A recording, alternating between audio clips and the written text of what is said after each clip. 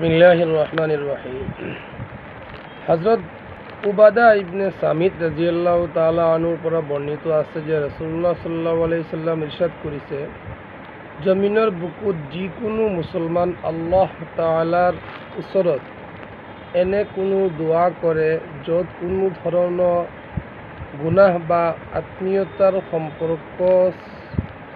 সম্পৰ্ক ছেদ কৰাৰ বিষয় নাথাকে, আল্লাহ তাআলাই হয়তো তেওঁক সেয়া দান কৰে যিটো তেওঁ বিচাৰিছে, অথবা উক্ত দোৱা অনুপাতে তেওঁৰ ওচৰৰ পৰা কোনো কষ্ট দূৰ কৰি দিয়ে, অথবা সেই দোৱাৰ সমান সওৱাব তেওঁৰ বাবে জমা কৰি ৰাখে।